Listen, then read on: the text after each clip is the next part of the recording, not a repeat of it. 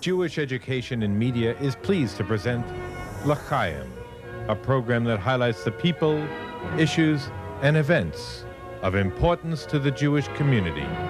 Now here is your host, Rabbi Mark Golub.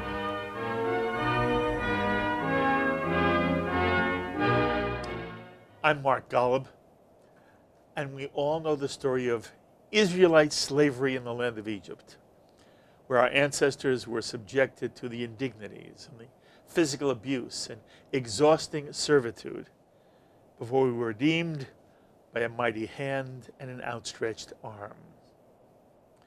Based on our experience of slavery, the Jewish tradition created a universal set of ethical principles, beginning with a concept enshrined in the first of the Ten Commandments. No human being may be a slave. No human being may be enslaved. And the responsibility of every decent, compassionate, loving human being is to free the enslaved anywhere on earth from every form of slavery. In the Torah, a basis of the mitzvot that concern the care each human being is to have for the other is the notion that you were slaves in Egypt. And because you were slaves, you know what the pain and degradation of slavery is. And out of empathy with others, your understanding of the pain of others, because you've experienced that pain yourselves, you will do everything you can to banish slavery of every shape and form from the face of this earth. That is the Messianic Jewish dream. That is at the heart of the Jewish vision for what a just, kind, lovely world is.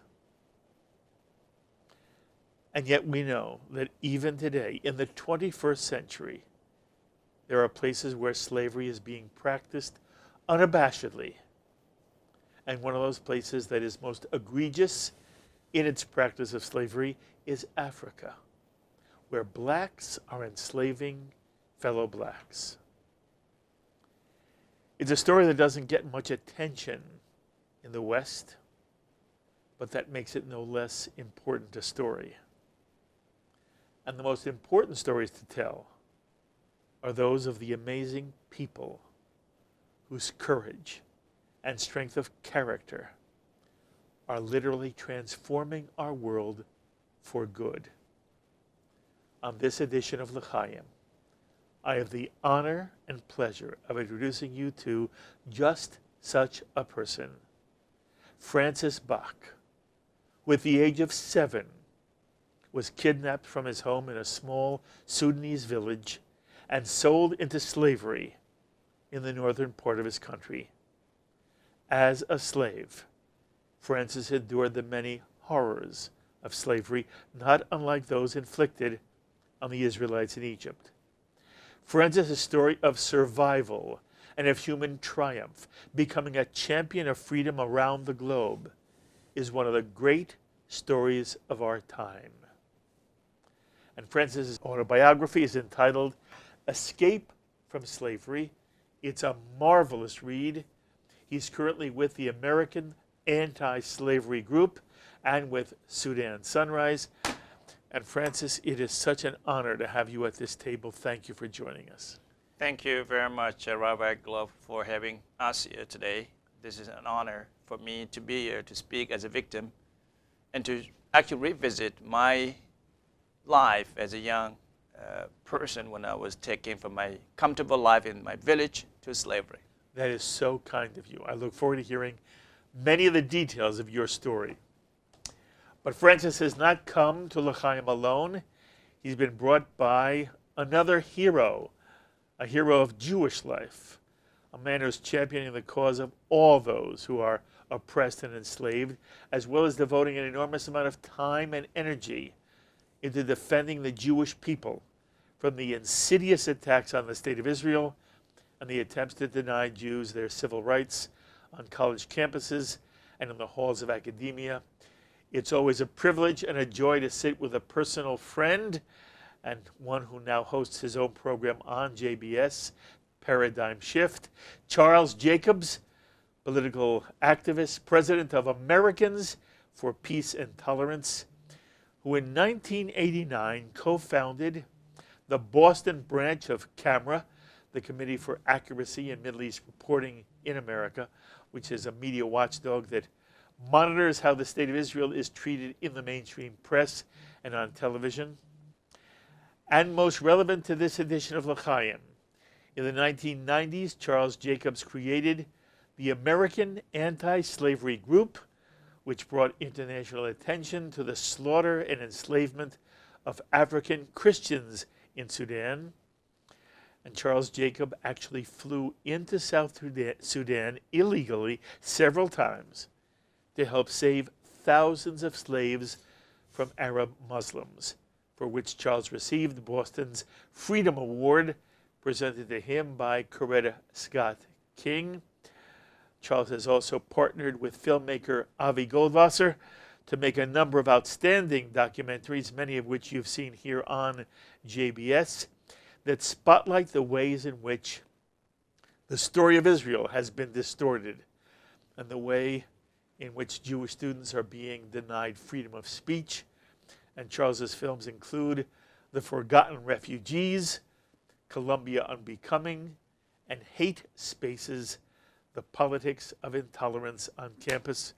And Charles, is always such a kick to have you sitting with me here on L'Chaim. Thank you very, very much. And thank you for bringing Francis with you. I appreciate it. And I want to begin there. How did you first get to meet Francis? And what's he mean to you personally? Well, I got to meet Francis because I found out that there was a slave trade in my time on the earth. We all thought that slavery was history, but it's not.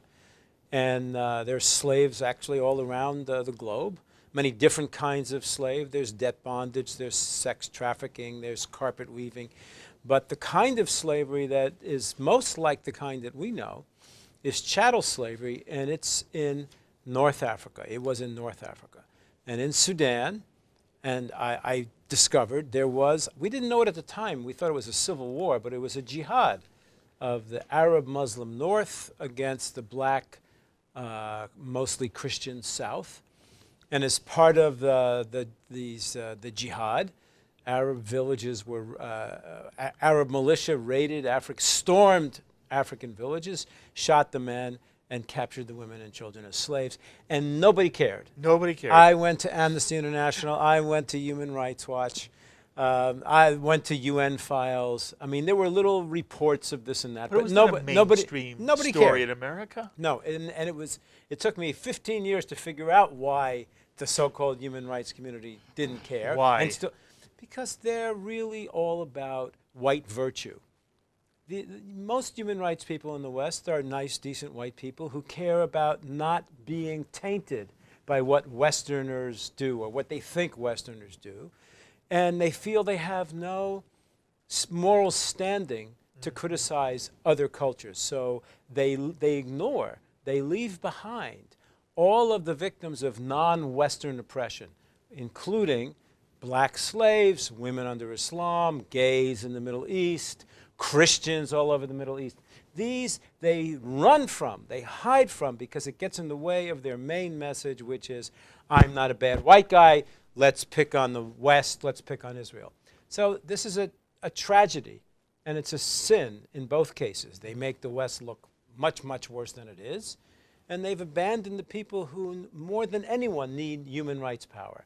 So I broke the story of slavery in North Africa in the New York Times with an op-ed and a black Muslim partner, an African Muslim partner.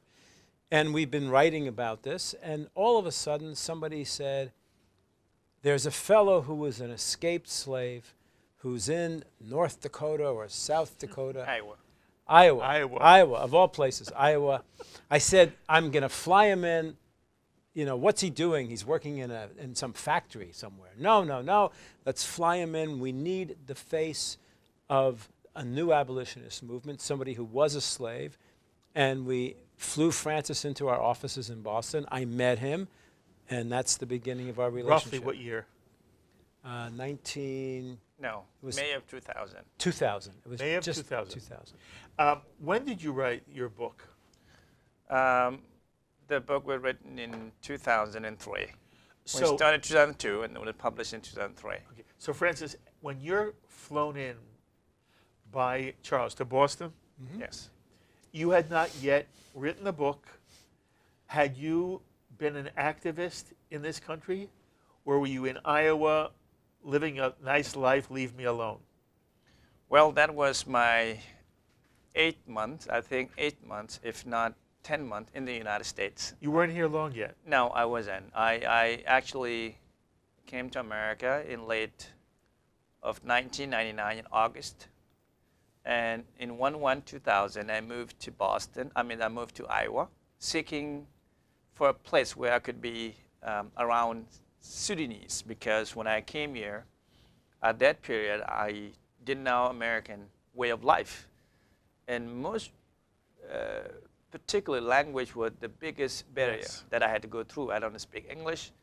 And I was in the coldest place, Fargo, North Dakota. That's my first home.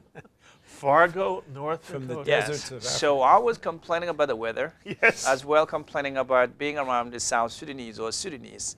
And I was advised to pick between Iowa, Houston, Texas, San Jose, California, Phoenix, Arizona, and I said Iowa. Why did you say Iowa? I have no idea. I just like the name, I guess. You like the name. Because there was a Sudanese community in Iowa? Yes, because there was a Sudanese community in Iowa, and but weather didn't change Okay, much. that's correct. How did they receive you? They received me well. The Sudanese that I was able to meet there were the people that were staying with us together in Egypt. We were staying in the same building. They welcomed me. They asked me to work in the same factory where they were working, a meat factory. Meat factory. And that is where I received a call from Charles' office that they wanted me to move to Boston 5 months after I moved to Iowa. And I was fully engaged, working at the meat company at Yes. night and working in the morning at the hotel. And how was your English by the time Charles called Terribly bad. Somebody has to translate. There was somebody that he has to contact, and then the person had to translate to me in Arabic or Dinka, which is my native language. you? What is it called? Dinka? Dinka? Yeah, Okay. Dinka. Okay. What was the name of your village in the Sudan? The name of my village is called Gorian. Goriat. Gorian, Goryen. Okay, Gorian. That in northern Bahr-el-Ghazal state, which is they states where my village called Gorian is part of one of the county, one of the biggest county called Awil North County. Okay. Describe your family for me. Mother, father? A beautiful family. My father, Bolbuk Dal, that is my father's name, and my mother, Adud Alakuk. A beautiful family. My mother, the second wife for my father in African tradition, where you have to marry many wives. But my father has the oldest wife. Her name is Marial Monquach, who has 4 children. And my mother either has 4, 2 of us boys and 2 girls. And where are you in the 4? I'm actually the second to the last. Second to the last. Yeah. In your home, did both of the wives of your father live together? No, each has their own house. Okay. And how much time does your father spend with each wife? That's something I do not know. I was too young at the time. Fair enough. Yeah. Okay. Did you have any relationship with your father's first wife? Both all love me. All of them called me my son. Very lovely. So you're one of 4 children, Yes. and you sound like you're growing up so happy. Are you growing up happy? Very happy because I was one of the privileged kids in the village. How? How? Because my father, people refer to him Ajak. Ajak in my native language means rich man. And I have to ask the question to prove my doubts why people call him Ajak. And he one day said, because they think I have a lot of cattle, head of the cattle. And I have big farm and I help people in the community. And he was doing a tremendous job in the community. He was a people person who loved everybody. And I could tell because the kid from the neighbors, including from other far village, come to beg for milk and some other livestock. And that's where I knew I was a privileged child with a privileged family, whom I was growing up happily, and my Okay. siblings. It also sounds like your father was a very special man. He was. You were very lucky. Something happens to you at 7. Tell us. Well, in May of 1986, I remember is May, while I was sitting underneath our mango tree. We have a big mango tree near our house. And this is our usual place where the kids from the neighbors and my siblings sit underneath, and we make cows out of clay or mud. And this is something to predetermine who will have earned a lot of cattle one day, particularly men. My mother came to me and said, Pule is my African name, I want you to go to a local market to sell eggs and peanuts. And I first kind of said no. And then she came closer to me and said, did you say no? And I immediately withdrew the word, and I said, yes, I'm going to go. So she came and handed me cooked eggs, boiled eggs, and peanuts. And then she hugged me. My 2 sisters did hug me also. All my friends waved at me, and I waved back to them. That was an incredible moment, a moment of which we went to a local market led by a young girl who was about 16 years old. Her name was Nyebol, who was our leader. That trip, that was my last day that I ever seen my mother and my father, my 2 siblings, and the kids, all my friends.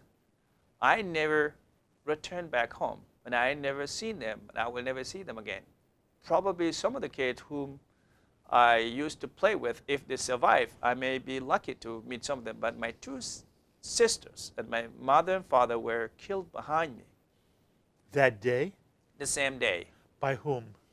Well, the same day we left. As you know, Sudan is a country that was in conflict in its own. The predominantly black African in the south of Sudan, where I'm from, where Dinka, my tribe, the largest tribe in that region, now a country, pick up arms fighting the Islamics, the fundamental Islamic regime. Your community was Christian. We are Christians and animist, traditional believers. So people pick up arms because we felt that our African traditions, our way of life, the language, the way we dress, the food, and everything else was actually, we were made to become Arabs when we do not resemble anything, language, culture-wise. They're forcing us to Islam. They're forcing us the Arab way of dressing, including Sharia law, that have nothing to do with us. So people were fighting for their own liberty at the time. So the Khartoum government were using these Arab, we're called nomads, who have cattle that move around on the border of South Sudan, Southern Sudan at the time, and the North Sudan. And they allowed these people to go to South Sudan to raid villages with impunity of killing men, particularly the physical men, they kill it, and kidnapping women and children to slavery, as well taking our livestock, including cattle and everything else. Who permitted this? The Sudanese government, and it has been done by many presidents, from Numeri Why to would they Sadiq Ahmadi why- to Bashir. Francis, why would they permit it? Well, because you could ask a question, even why it's still happening even today. Bashar Assad is doing it, or who is it in Libya? I don't know who is the president of Libya of today. But it's happening even And it's today. even happening today. Most recent, I was watching a movie. I shouldn't even call it a movie, where these strong young black men being lined up, and someone ringing the bell, auctioning them out for $400 per person. This is happening in 21st century in 2018. It was just most recently in Libya, we've seen it. And it's happening in Nigeria. Okay, but I asked you, why would your own government permit this? Well, it has never been my government. That is what everybody thinks. Sudan was one country, but technically a two system, because we African who happen to be from the south or even the western Sudan, Darfur, and Nuba Mountain in southern Blue Nile, this area never fell fully integrated into the society of Sudanese. So these are Arabs with their mentality believing that they are better off than us. I think this is the simplest question And that they're I going answer to I could give. impose Islam and their way of life on you and your community. Yes. And the day you go to the store, the last day you see your parents, that same day, they are murdered. Your sisters are murdered? My two sisters and my mother and my father and many, many relatives, including everyone in the village, were murdered. They burned them alive in the hut. No. And some who resist get shot, whether crossfire, you died, or they shoot you when they caught you. Okay. And the same people march into the marketplace, Yes. raided the same marketplace. And by the way, I just want to give people an idea here. When I say a marketplace, it is underneath a big tree, a very big tree with the shade, where people sit there underneath it to sell and buy, and afterward, everyone parted to go. This is where we were caught there. While we were happily selling, people buying, this militia actually marched into the market with a shout, a loud shout, Allahu Akbar, with the swords and with the rifles, shooting. And if there any movie that I could ever relate to that, what I have seen, it is the Hotel Rwanda movie about the Rwanda genocide Hotel in Rwanda, 1990. yes. So that's the movie that I was in, except nobody filmed it. First of all, you remember the moment vividly? You remember this moment? I remember it every time. Was it a frightening moment for you? It was. You know, imagine being 7 years old, sitting there not knowing anything. And suddenly you see everybody running every direction, seeking for exit. But there were no exit. There were no exit. Everybody was shouting, young and old, including me. I could not imagine what was happening in that marketplace. I could not count at my age how many people were laying on the ground, like they just decided to relax, but they were dead bodies. They were killing people around you? They were shooting people. How did you not end up dead yourself? That is a luck, I would call it, because maybe where I was, no man resist, because what they have done, they have pre-calculated what to do. Each person was assigned, or the group assigned, those who are collecting the livestock, those who are gathering boys and girls, and those who are actually shooting. So everybody was busy doing a particular job. So we young people were immediately captured and dragged and put aside, boys and girls and a woman in the separate group. And now any man that resisting, including women, were being gunned down. You understand, when I say you were lucky only relatively lucky. Yes. But you do live. Then what happens to you? And then what happened to us and to me, after they clean up, the entire market was quiet. Village around it was quiet. When I say quiet, it's not just people pretend to be quiet because either they are all dead or nobody else to talk. So they took us to the North Sudan where they belong. On our way, I witnessed one of the stories that I never wanted to forget sharing. And that's the story of a 12-year-old girl. I don't know her name, but I remember this girl was crying because she witnessed her mother being shot in front of them. Her and her other sister. Because her mother resisted. This man would try to grab her, and she was resisting, and she was shot in the head because she was risky to hurt anyone. And this girl was crying, and what this militiaman did was they took her out in front of us, and she was shot in the head as a sign to make us quiet. When her sister continues to also cry on the way, the other one who left, they did also torture her by imbalancing her, taking one arm and the left leg, what do you call it, amputation, to a cross amputation, so that they amputated her arm and her leg. Yes, and that was, you know, you could tell this girl will definitely die from the bleed. Of course. It is a part of torturing you to be quiet. As we approach to the northern Sudan, the areas where these nomad Arabs live, they actually set us down and they made their own meeting, a meeting of which now they are dividing us. They are now dividing whatever they took from livestock Okay. to people. Francis, what are you thinking at this time? I was completely all that Dazed? I couldn't think right. I was just asking question. What is this? What is happening? Why? Why am I here? Who Oh, are wait. these people? Okay. Do you cry? I cried and I stopped when I actually saw these people being tortured. Particular girl, when they shot the girl on the head, it was a sign to make us quiet because they were using this sign, be quiet. We don't speak Arabic, so they're using all deaf signs. And you could tell that is something dangerous. Ultimately, you're sold into slavery. Ultimately, not because Juma was participating, so he took me for free. It is a part of what he compensated himself, because that's what the Sudanese government tells them. You take whatever is there. Who was this? His name is Juma Abdullah. That's the man that I had served for the next 10 years after he took me to his farm, where I was welcoming that I still remember to his wife, her name Hawa, and his 2 children, and his brother-in-law is named Musa. And Musa considered in the clan a hero, like a superior. He's the man who is a warrior. That's how they refer to him, Batal. And when I was welcome, I saw the kid coming towards me, and I thought maybe they are trying to play with me. And the next thing I've seen is that they're peeing on me and spitting on me, and saying, you know, abid, abid, and I didn't know what that means. And abid means in Arabic, slave or black slave. And that thing continues every single day. Everybody called me the same name, abid. Until when I learned hardly Arabic, I asked one day why they called me abid, slave, black slave, and why none of us loved me. Those questions caused me also to be killed, because my master wasn't happy that I have asked him.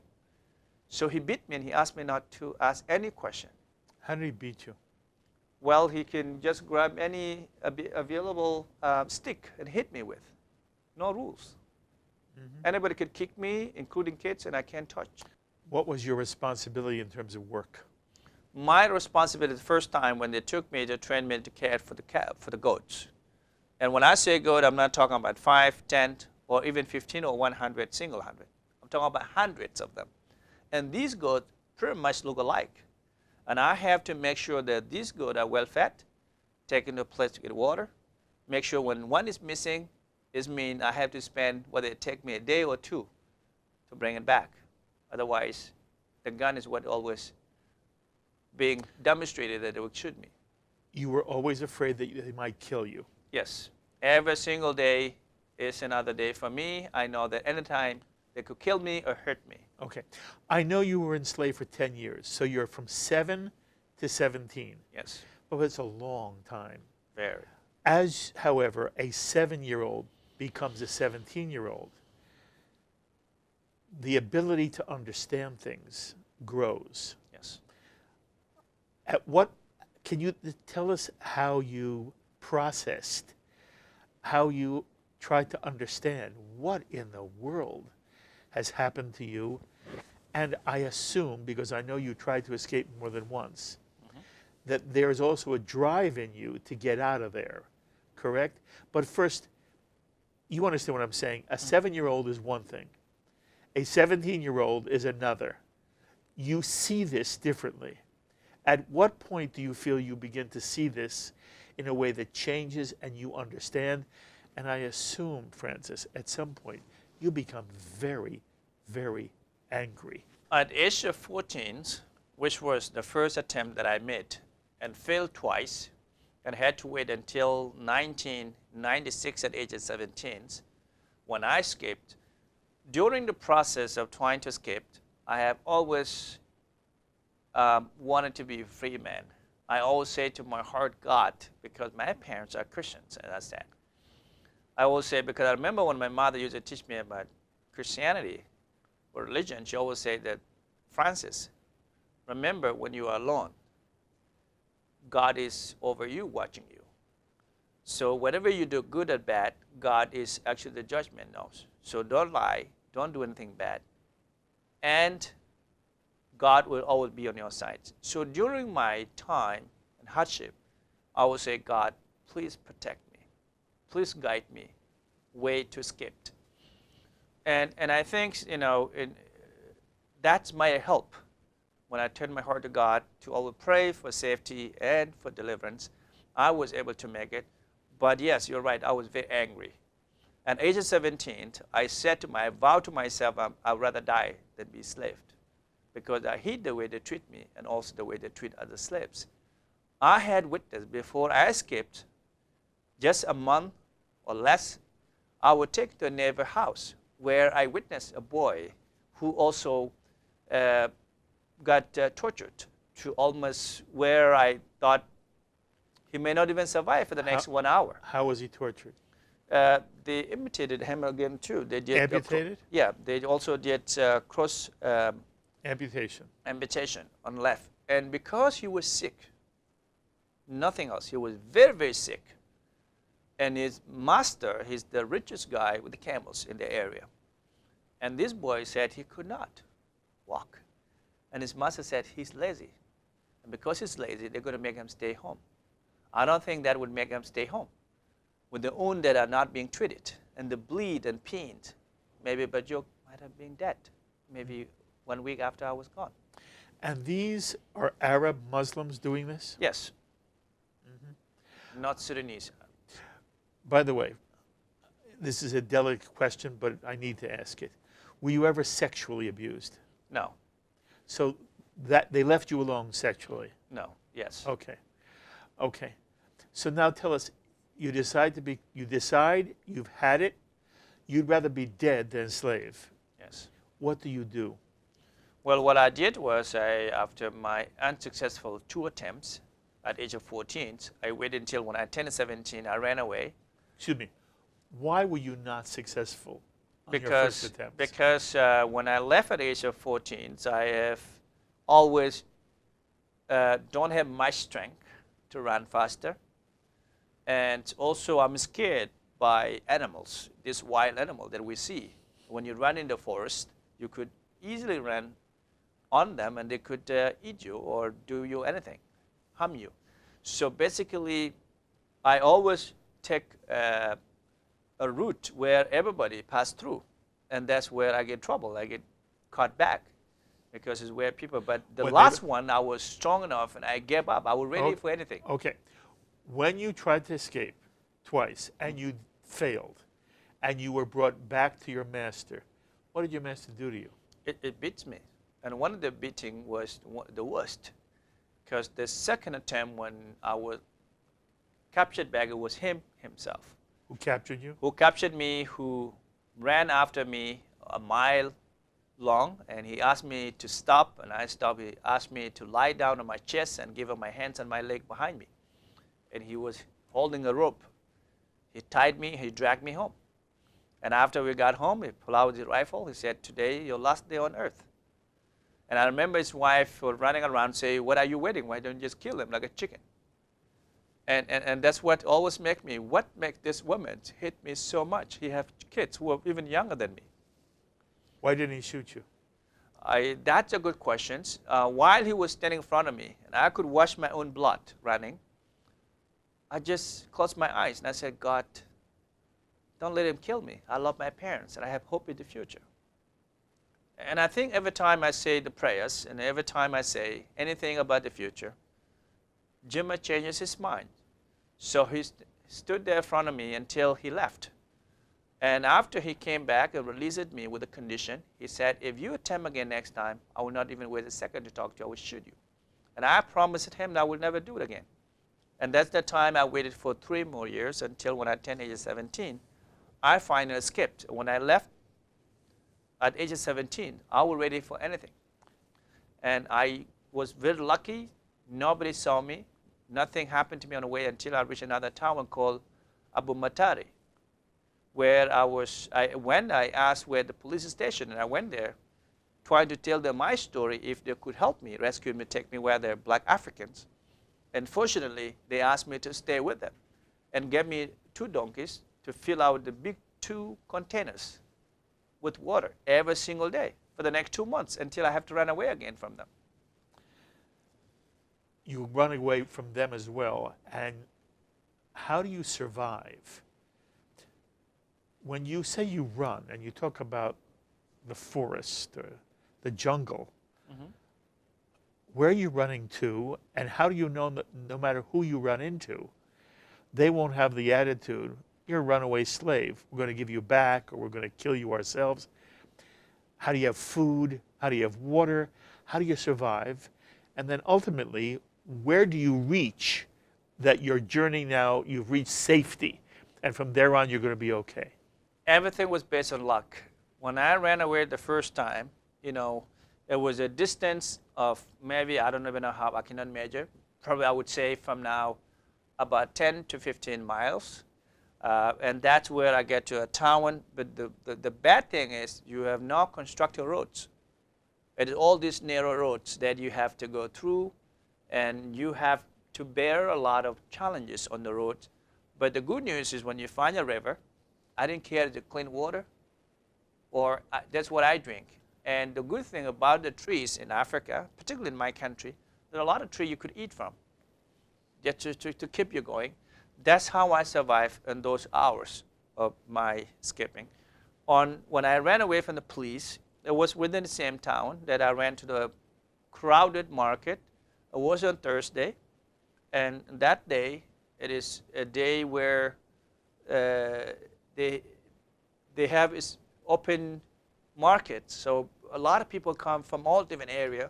And I ran to this area where there's a lot of trucks, lorry actually, we call lorry. And this gentleman that I talked to, Abdurrahman, was a North Sudanese. He was sitting underneath his lorry, relaxing, waiting to travel at late hours. And I just talked to him that I ran away from my captor. And he knew, he said, you know, there are a lot of people have been escaping, people from your area. He said, I'm not responsible, I will take you, but if anything happened to you on the roads, and I said, just take me. So he's the one who hiked me in his lorry. Thank God nothing happened until when we reached to another town, one of the biggest towns called Dan, where a lot of my people, including my two maternal uncles, were killed in 1987, but burned in the Trent that has hundreds and hundreds of South Sudanese were actually put in fire by the Sudanese government. When I reached that town called Dan, this is where he put me on the Trent on my way to Khartoum, where I spent 2 days on the road until I reached a place called Sugashabi in Khartoum. In Sugashabi, I was able to meet two Dinka men who leave from a refugee camp called Jabarona to come and work at the riversides, the place called Jiref, to make bricks. And these people were on their way after work to Jabarona. And when I talked to them in my native language, they helped me and they asked me, what you do when we take you to Jabarona, which are refugee camps, you have to tell us who was your chief in your village, because that's how they identified people. You talk about your chief, and then your chief, they will identify your family or your clan. And when I said my chief is called Edward Arab Quat, they knew it. They said, we know people from that area, we'll take you there. So when they took me there, I was very lucky to meet people that knew my family. They knew my parents very well, some are from my clan. I didn't know myself, but they all knew me, including somebody who knew me when I was a little boy. And that's how I was integrated in the community. However, in that community, I began to ask a lot of questions too. Why would I have to be a refugee in my country? Because I heard that these people were moved out from the city of Khartoum to this far off place called Jabarona. And what Jabarona in Arabic means forced, a place where they were forced to. And with the United Nations or other UN agencies, who were the ones to provide food and water, everything else, get fooled by the Sudanese government saying that give us the food and we will hand it to them.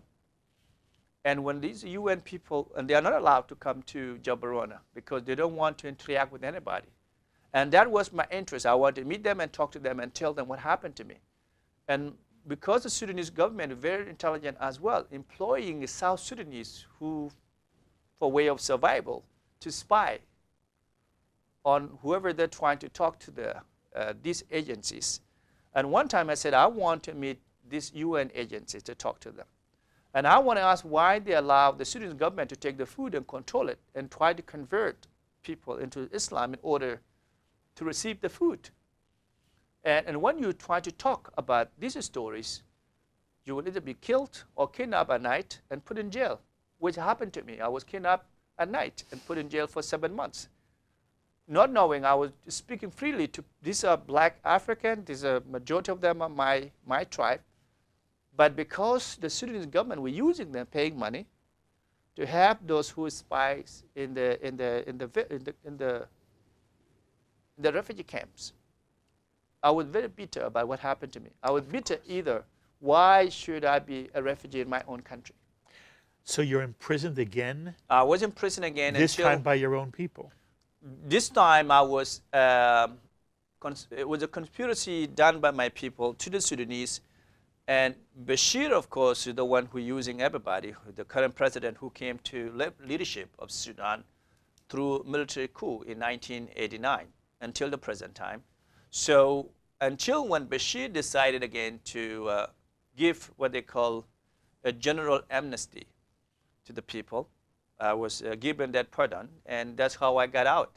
And when I got out, I immediately asked if there any other country I could run to. And I would help in the black market to make my way to Egypt. And I had to leave Sudan, taking me almost 5 days trip because I was leaving by land. I left from Bahari in Omdurman to a place called Halfa, which is the border of Egypt, Red Sea. So, and then I have to cross the Red Sea by land. And then I went to Aswan, which is you call it northeast of Egypt. And from Aswan, I have to take another train for almost 2 days to Cairo. In Cairo, I remember I arrived from 4 a.m. and I stayed there until 6 p.m. in a place called Ramses in Cairo. Because the reason I stayed from 4 a.m. to 6 p.m. is because I didn't know where to go. The Egyptian people are very funny. They just look at me and then they leave me. And I look like a street boy because I didn't have anything. And they have these thick accents until one of the taxi driver came back and said, Samara that they call the black people, what are you doing here? And I told him I came from Sudan and I don't even know where to go. And then he said, well, do you have money? I can take you to a place where people like you always go. And I said, I have no money. He left and then he returned back and said, you know, come with me. I got on a taxi and he took me to a church called Sikakini in Abbasiyah in Cairo. In that church, at the Catholic church, is where I spent 22 days. They give you 2 blankets to stay there. They hang your name with many other people on the board for those who came for worship, congregation, South Sudanese. And they put you, your states, your area, your tribe, and anybody that knows you or know your family will take you to stay with them. Or you just go and, to the UN and tell your story. You got lucky to be accepted right away by the UN by telling your story and get a resettlement to any country, including America. Then you are free now. They will find you a place. You can rent a place. You can support yourself. But before that thing happened, there's a gentleman whom I appreciated a lot. He's today in Washington, D.C., called Pio Temkwech, who used to be a leader and one of the chief in one of the 22 chiefs in my state called Northern Bahr Ghazal, who was in Cairo before me with his family, 13 children plus his wife and himself, in 2-bedroom apartments. And when he saw my name, he knew my family. He said, I'm going to take him. That's where my life started changing for the better. I stayed with him. He took me to the UN office in Mandasine, where I went and tell my story to the UN people. And I continued to tell that story many, many times for a series of 2 years, until when I was granted, he was actually granted refugee status to come to America before me, that family. And I was then okay because I had been accepted and the UN were caring for me, paying me some money a month so that I can pay rent and feeding. In late of 1999, I was resettled to America, being sponsored by a Christian organization called Lutheran Social Services to Fargo, North Dakota. That's how I come to America, and that's where I began to think Now, what is next? I'm a free man. I can work now, a paid job, a job that I could work and it would be paid. Wow. It's interesting as I hear your story. There were many just evil people who did horrible things to you. You also interacted with some very good people who did things out of kindness for you. It's an interesting story for me here because as horrible as it was, as I use the word evil, as much evil as you experienced and were a victim of, you were also the recipient of some wonderful kindnesses that ultimately bring you to America, and that's where you start your life. I also want to know, even today, Francis, I don't believe anybody could go through what you went through and not carry it with them all the time. For example, do you still have nightmares? Do things still frighten you suddenly because memories come back? And in some way, how do you cope with this history that you personally carry with you every day of your life? Well, thank you. That's a very wonderful question. Personally, I have forgiven and trying to forget the past. But what makes it fresh and what makes it instill in me is that it is still happening, even as we sit here in freedom and comfort. Okay, but are you saying to me that personally, somehow you're not angry anymore? I'm trying not to be angry. I'm trying to be positive because I'm seeking for a solution for it. And this is why I'm fighting for it. Okay. The one thing you didn't tell me in your story is, at what point do you learn your mother, father, and sisters were murdered? I learned that in 2000 through my work with the American Anti-Slavery Group. You don't learn it? I didn't know anything until I came to America. Or despite that, I skipped and went to Khartoum and went to Egypt and come to America until somebody left from here to find out. Okay. Did you always hope that they were still alive? Yes, that has been all my hope. So that must have been hard when you realized. Yes. It was that time, I remember with 2000, Charles is here, that we worked with another Christian organization called CSI, Christian Solidarity International. And they went to South Sudan. An American Anti-Slavery Group has a newsletter. A newsletter has a cover picture of me. And they took that with them to South Sudan. They went to my village, and that's where they met the commissioner of one of the county in my state, where they met my older brother, who among the now called in America lost boys and lost girls Sudan. He went to the army, and then he came back.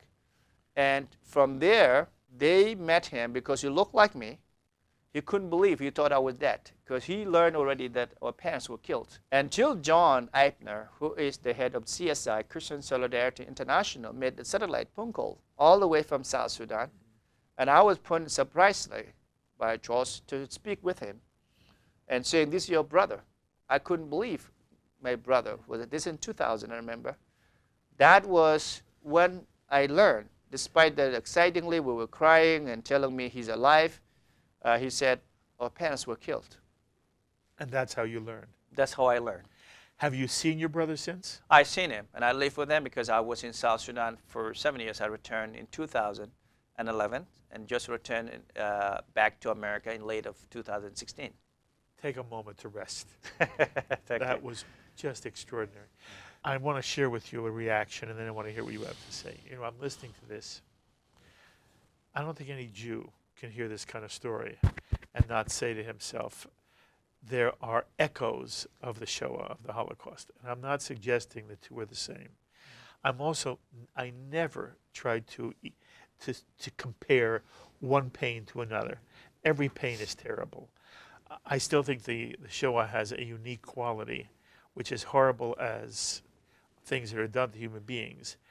There was something of a quality that is still beyond anything else we've ever experienced in this world. But there there are, when I hear people tell me how they survived the Holocaust, sometimes it is unbelievable, and some do and some don't. I don't believe it's because some people have, more will to live, but there may be something in them that, and then a great deal of luck, and they survive. So I hear the story that Francis tells. It is excruciating and extraordinary at the same time. And I believe in some ways it reflects who he is, that he is also an extraordinary human being. My question for you is, you know this story intimately. I'm hearing it for the first time. You know it well. Charles, explain to us, what's the significance of Francis's story? Why is it important for us to hear and understand? And you can tell us better than anyone. Let's start out with the Jewish connection, because there's a Jewish connection. So you're right, it's not a Holocaust, but in the Christian world, this was called the hidden Holocaust because they killed 2 to 3 million southern Sudanese all during the decades of what we now know was a jihad. We thought it was a civil war. So 2 to 3 million were killed. So it's, the Christians are not wrong to say that this is a hidden Holocaust, in a way. The other thing that's reflective is that slavery, right? We were slaves in Egypt, 2,000 miles away from where he was a slave, we were slaves. Right? God redeemed us. And we were slaves in my mother-in-law was a slave in a Nazi slave labor camp. So there's slavery. Finally, it became clear to me that the Sudanese were the Jews of our time because there was a great fascist power that declared that they were going to do them in, to wipe them out. And the world turned its head. Right? That's the Jewish story. That's the Jewish story. So when Francis goes to synagogues around the country, and he has, there's not a Jewish eye that's dry from this story, my own included. So that's one. The second thing is, as I alluded to before, what is the human rights concern in the West, if not the worst first? And it's not the worst first. These people belong to a class of victims that are being ignored by the so-called human rights movement. And those are victims of non-Western oppressors who have suffered so much more than the prized champions of the human rights community. Let's say occupation. I don't think there is one, but let's say there is one. You're going to compare it to slavery and mass murder? And so where is the voice of the human rights community? It's stunning, it's shameful, and it needs to be turned around. We need a new human rights community. And that's what we did with the American Anti-Slavery Group. We built a coalition that God, America, would pray for this coalition today, divided as we are. I had Barney Frank and Pat Robertson. We couldn't put them in the same room, perhaps. We had Nat Hentoff, the leftist writer, and we had Christian Coalition. We had Sam Brownback. We had, because it wasn't right or left, it was right or wrong. And that's what we need to do. We need to return to that.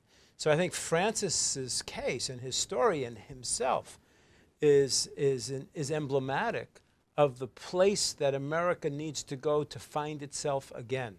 We're a country that tore itself apart over the issue of one man owning another. The most fundamental concept in America, besides life, liberty, and the pursuit of happiness, is abolitionism. Okay? We can find ourselves again by proclaiming that no man shall ever own another, and that we need to go free the people that history left behind. And that's what I see in Francis. Francis, when you were in Sudan, did you know what a Jew was? I knew when I came to Khartoum, they refer to Yehud. And I kind of asked, what is Yehud? Yehud means it's a non-believer, either Christianity or Islam. And Yehud are people who hate Arabs and people who occupied Arabs' lands. And this is where I start learning a little bit. And I knew all a lot when I came to Egypt that they were referring to Jewish community. And nobody ever told me anything about the Jews being enslaved in Egypt at the time. Nobody ever told me about the Jewish Holocaust. But what I heard was the word Yehud. And in other words, is the people who occupied Palestinian land. So you can tell now they are skipping some important thing that I should have known first. Thing that I relate to because it happened to you. You were enslaved, like Charles says, 200, 2,000 or whatever miles away from, you were in Egypt. And South Sudan or Sudan is the northeast of Egypt. Pretty close. Nobody talked about it until when I watched the movie of Ten Commandments when Moses says to the Pharaoh, let my people go. And the sea opened, the Jews to cross. Something wonderful that I used to say before my people become free, that I wish God will do the same thing to the people of South Sudan. And indeed, it happened in a different way. Although we have our own challenges now as an independent country. That is internal conflict. It is not an aggression from anybody else. Although Khartoum is still using all different kind of ways to harm us and to destabilize us. So that's what I learned deeply about what happened to the Jews. When you first learn about Yehud and you're told certain things about the Jewish people without telling the whole story, do you instinctively not like them? Well, when I learned about the story of the Jews and what happened to them, I immediately felt that, although whatever everybody will say about them, I wouldn't agree because I knew something wrong was done to them. And that's wrong thing relate to me. Because if you're fighting for your own liberty, justice, freedom, democracy, does it make you a bad person? You should be granted because all of us are human beings. And that means each of us deserves a chance. When I was in slavery for 10 years, I used to lie awake at night and wonder who will come and free me. And I believe the same thing still happening today. As we see in freedom and comfort, there are many men and women, young and old, from Africa to Asia to Eastern Europe to anywhere, that lie awake at night and wonder who will come and free them. Mm-hmm. To Jewish people when they were in slavery, when I seen in the movie, seeing people crying, seeking for help, with the confusion and all the things that happened. And I'm not going to be talking about what happened in Germany when they were set in that like where I lost my two maternal uncles in the fire, in the gas. Imagine you concentrating on somebody that trying to liberate himself, herself to be a free human beings. And then you concentrate on hatred. You're not looking at the perspective of humanity, that person also have a dream of becoming what God made them to be. So my story always, I relate the story of the Jewish and the African American and the people of South Sudan as one. That's lovely. Because we have a lot of things in common. Do you think your community is anti-Semitic? They hate Jews? No. My community, South Sudanese, are very, very friend to Jewish community. Okay. At some point, you get this phone call from Charles out of the blue. Yes. And he's a Jew. And he tries to help you. What do you think the attitude is at the moment in America? And I don't know the extent to which you identify now as an African American, as a Black American, as opposed to something unique to yourself. But as you see in the African American community, there seems to be a lack of embrace of American Jewry, even though from our perspective, we were, there were Jews in the forefront of the white civil rights movements of the 1950s and 60s. Charles is going twice to Sudan in secret to try to free Sudanese slaves. And yet at the same time, I'm wondering, as you experience it, is there anti-Semitism towards Jews, or do you feel that at the moment that's something of the past? Well, let me separate it as I put the case of the South Sudanese. South Sudanese have never had a problem with Jewish people, and we love them because we believe that I am a man I am today and will be because of the Jewish community and all the great people of the United States of America who have given me a second chance at life to relive my dreams again. And I'm not alone. There are millions of other immigrants, including from South Sudan and Sudan as a whole. One has come to Black American in this country. We are learning of each other. I'm learning. I think they're learning of me. I'm learning of them. When I say me, I mean Africans. But I did learn something. I did also watch the movie. I Have a Dream speech by Dr. King, where he spoke at the Lincoln Memorial in Washington. It's the same place where Charles took me. I didn't have the same crowd, but I did spoke there. Yes. You spoke there? Yeah. Yes. Yeah. How thrilling was that? It was amazing. It was amazing. These are things that we've done, and I wasn't going to have that opportunity until somebody helped me get there. So if that thinks, that's hatred is there for them toward Jewish community, then I don't know what else to say, because who come to our rescue and still now Jews are doing a lot helping us. Why should they care about Black African in eastern part of Africa, even as we speak? Why would Charles help me advocate for the freedom of my people and independence, to have our own independent sovereignty? Republic of South Sudan on July 9, 2011. It was through a platform that given to me and to us, the people of South Sudan, by Jewish community, American Jews, or Jewish, wherever you call them.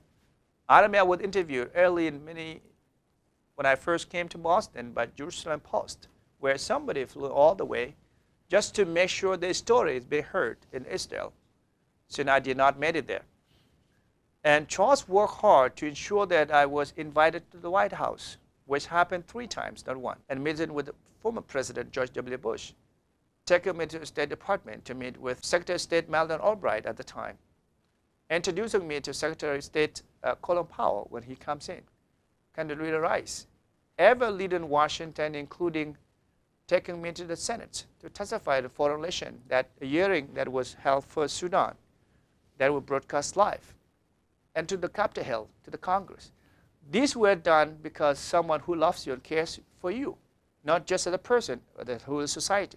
People of South Sudan today have a country because the bill that brought or gave pressure to the Sudanese government by the United States government at the time, Sudan Peace Act bill, was an advocacy that Charles and I and those who supported us did. That's when President Bush promised us that he will do what it takes to ensure that peace comes before he leaves the office. And indeed he did. Peace was signed on January 9, 2000 in Naivasha, Kenya, 2005. And then referendum was conducted in 2011. On July 9, 2011, we became a country. That's the work of who? Of Jewish. That's the work of all the other international community, but it was spearheaded. Mm-hmm. It was a legacy that I will say, it is American legacy, but it is in nature a Jewish legacy, because a gentleman who helped me is here sitting next to me. There are many records that could be traced back where we started it and where we ended, including UN, which I have not mentioned also. It's very lovely to hear about you. It's a little, lovely attitude to hear from Francis. It is. There were many people who I know. And I have to say the Christian Solidarity International are the heroes of the story. They were the ones who drove into southern Sudan and helped free slaves. So we played our part. But they were An important others. part. An important part. Yes. Mm-hmm. By the way, you go secretly to Sudan twice. 3 times. Three You times. have to go secretly, or I didn't know It was a G- secret from whom? the Sudanese government. Because if they knew, Do you know about Cheney, Goodman, and Schwerner? of course. Can you imagine what would happen to a nice Jewish boy caught in a slave raid? No, it was we were also it was secret. All of us kept it secret because this was illegal, and they were really hurt by the news that there was slavery and murder, mass murder against blacks in Sudan. So, Is there still slavery and murder and amputation like you described in African countries today? Yeah, let me just talk first about my country, Sudan. Sudan is now 2 Sudans, and I'm a part of the South. What happened when the peace was signed in 2005? The peace was a wonderful thing for the people of Sudan, including us, the South Sudanese, who were marginalized, suppressed and oppressed by the fundamental regime in Khartoum. But the one thing that was not mentioned in all the peace provisions, there was nothing said about the slave, those who were actually in captivity, whether they will be released, and even about those who made it away on our own. Would somebody compensated me for 10 years that I have lost my childhood? Nothing of that would mention. So even as we speak today, those who were taken by the Khartoum remain there at their property because our government didn't actually demand their release. So in northern Sudan, They're still in northern Sudan. They're still slaves. Yeah. So it is not practiced today, but those who were taken at the time during the war still remain in slavery. If you go to other parts of Africa, Yes. as you just said, Yes. Libya, I just talked briefly about Libya earlier. Libya is still happening because these slaves who become a victim of slavery were kids who living their own original country, organ country, for a betterment of their own lives and their family, trying to cross to Europe, coming to Libya, being actually captured, put into slavery, and auctioned to be sold out, $400, more than what they have spent on their way coming to Libya. They were auctioned out. It is happening today. Nobody talking about it. Nobody. By Nobody. the way, you know, I asked you before Yes. whether you remained angry. I want to know if you're angry about that. In other words, I am very angry of it. that's what makes you angry. Very angry because why is still happening today? I know I'm already a free man.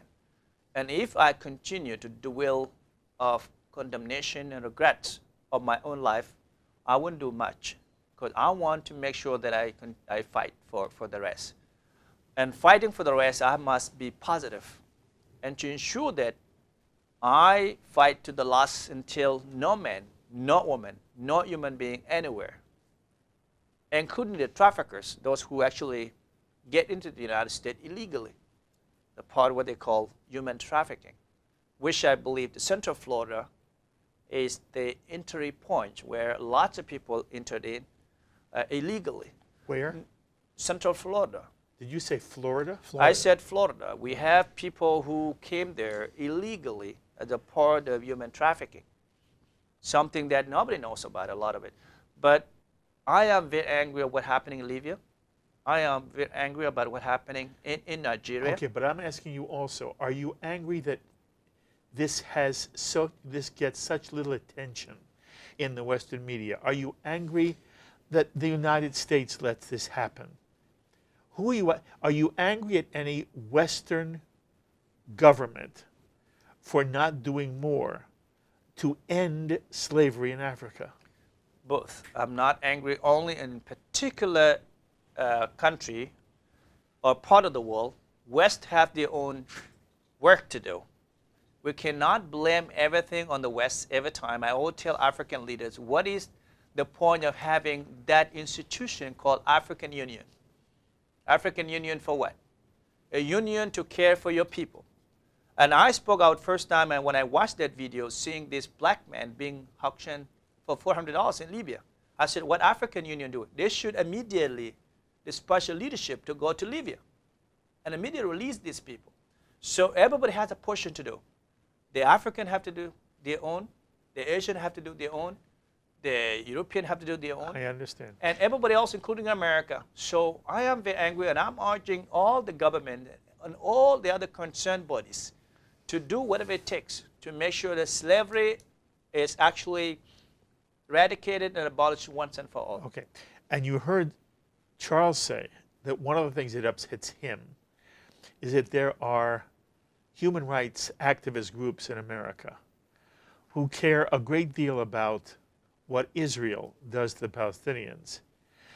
And these groups don't seem to care about what Africans are doing to Africans. That bothers him. Do you understand that? I will ask the same questions that he has said. You know, worst come first. And the worst case, in my opinion, and this is not an opinion, by the way, because it's something that bleeds. It's something that hurts, physically and mentally. Because when you are in slavery, you have no freedom. So what is first? The first is to rescue the human beings, the lives of the people. It's to stop the killing. It is to stop the marginalization. It's to stop enslavement. So these should have been first up. And then other claims, occupations, are more or less equal to the life of human beings. And how do you personally look at the Israeli-Palestinian conflict? Personally, I know the stories, the history is actually way long back before I was born. But what is not making sense for me is somebody saying you shouldn't exist. You shouldn't exist as a person, and you shouldn't have a place. Human beings do not live on the top of a tree. They live in a plant, a place where you have. Israelis have their own way. The land, as I look at the map, I know it is a very tiny place, but everybody has their own place. What makes these surrounding countries to deny the presence and coexistence of the people of Holy Land, Israel? It is something that troubles me. Is it because you don't like them? You don't like their culture, the way they look, including religion? Or is it of what? Because there's no reason to rule out that they shouldn't be on that map. And that's what they've been fighting. I think that everybody wants you to be out of that map. I'm afraid so. And this is where nobody would agree. And that's what my people fought for, is that because they want to take away our way of life and to make us Arabs when we are not Arabs, to speak Arabic, to perform everything that was not us, that God never made us to be. And that's why we are happy today we have our own country. So I support the rights of the Jews. What do you think Americans, and more specifically American Jews, misunderstand most about the things we're talking about at this table? And really, that's what you've devoted your life to. You've devoted your life in many ways to making sure people understand what they don't understand. But as you hear this conversation, what is it that you hope we understand better? And what do you fear American Jews just don't get? I think American Jews have a particular, I think Jews in general have a particular problem with their own expectations about their own morality. It's a bit tricky to explain.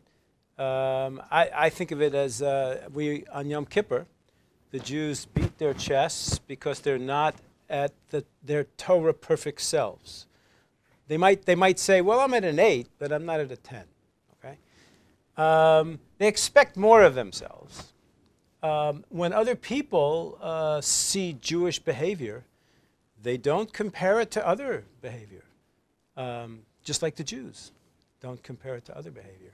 So I think that the Jews themselves have to understand that there's an ideological assault on Jewish peoplehood based on the notion that the Jews are singled out and deemed to be particularly cruel and evil people.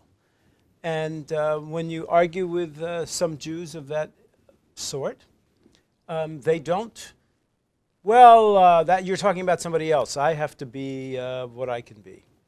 And so they get caught in a situation where the rest of the world is holding them up to a level that is absolutely unfair and is actually the definition of anti-Semitism, to single out the Jews.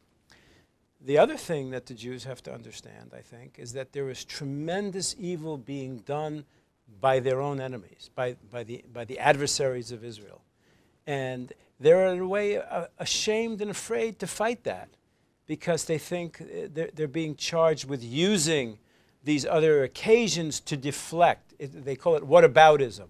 That's the word, whataboutism. Well, I say, well, why are you condemning Israel? Why does the United Nations have this many condemnations of Israel and this many on Sudan?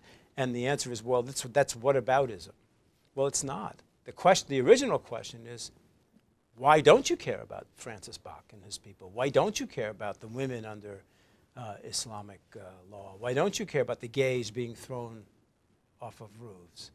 And I think that's something that the Jews really need to look at. And everybody is saying to the Jews, you know, you're on the defense, you're on the defense. Well, an offense would look like, let's really solve the problems of the human rights community across the world. Let's really do that. By the way, before we went on the air, you used the word intersectionality. And I sort of kidded you that most people don't even understand what that means. Right. And that we would have to make sure that you explained the concept. But what you said to me was, in some ways, this man here, Francis, puts a lie to the intersectionality argument. Right. In plain speaking words, what did you mean? Okay, well, so intersectionality is this theory that there are victim classes of people and there are victimizers. And all the victim classes of people are the women and the gays and Latinos and the minorities and the Muslims and people of darker skin and poverty. And African Americans. And African Americans. And all of those people are really fighting the same thing when they fight for their own particular rights. So they're all together. And therefore they should be sympathetic to And and in alliance with each other. They should be sympathetic to, and so they've all been Palestinianized on the campus, right? They've all, if you're going to be for blacks, you have to be for the Arabs. Well, what do you do about Francis? What do you do about the fact that the Arab part of intersectionality, the Islamic part of intersectionality, is itself oppressing minorities in the Middle East in ways that don't begin to compare to what you claim Israel is doing, in ways that so far outreach and reach horrific levels of persecution. How can you be silent about that and call yourself a human rights person? So it's, in a way, Francis is the answer to that. Any thought? Well, as I, again, it takes me back, you know, to make a comparison. The worst and the less worst thing. So which one is which first? Is it me a priority, or is it about the Jews and claim about the occupations? When my people are dying every day, when my people are being held in bondage, again, it's their own wills.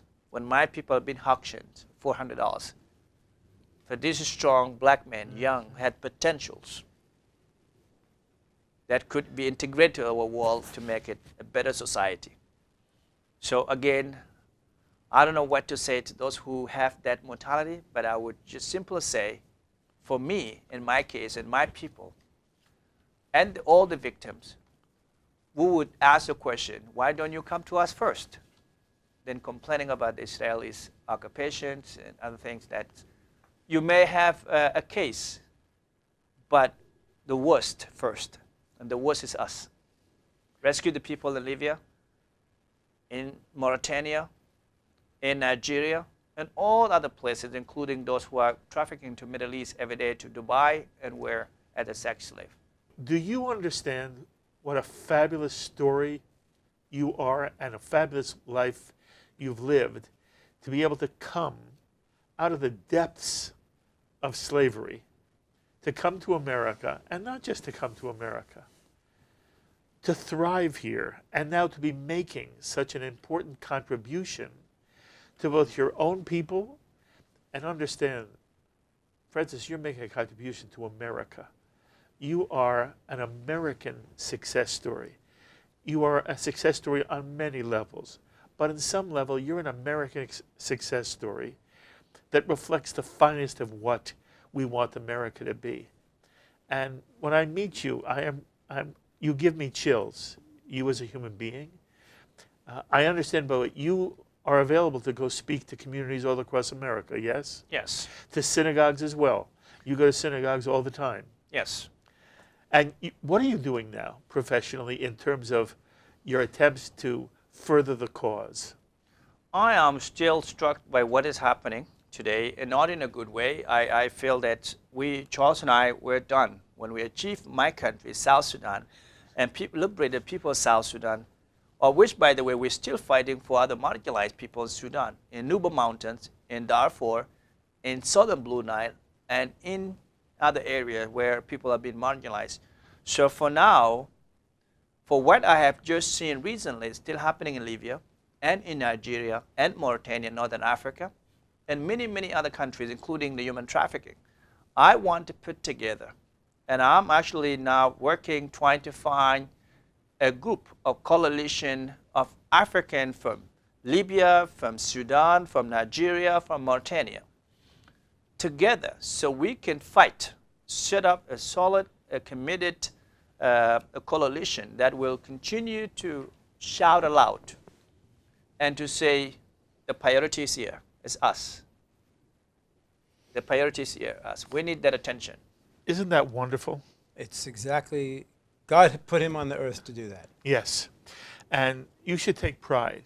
By the way, it's not simply, I'm so proud that you brought him here so that we could talk on L'chaim, and, you know, the Jewish community now knows who you are in a bigger way, and I hope many communities watching will invite you to speak to them. I also hope that you and Charles will sort of stay in touch with me about what you're doing. And if there's ever an opportunity for the three of us to sit together, you'll come back here and sit at this table. But well done, Charles. It's always wonderful. You're doing fabulous work, and you continue to. And you, my dear friend, Thank you, Rabbi. it has been Thank you very much. spectacular meeting. You are out of this world. You should only go from strength to strength, and know this chair always belongs to you as well. Thank you, my friend. Thank you very much. Appreciate it. Thank you. Thank you. The thoughts of Charles Jacob, and then this fabulous story and insights of a remarkable human being, Francis Bach. He's written Escape from Slavery. I recommend it to you highly. I hope you've all been moved by his story and by who he is as much as I have. As always, I invite you to be in touch with me with any thoughts or comments you may have to any of the ideas expressed on this edition of L'chaim. Please email me, write me, post on our Facebook page, or tweet me. I love hearing from you. Until the next time, I'm Mark Golub. L'chaim, my friends, to life. Fabulous.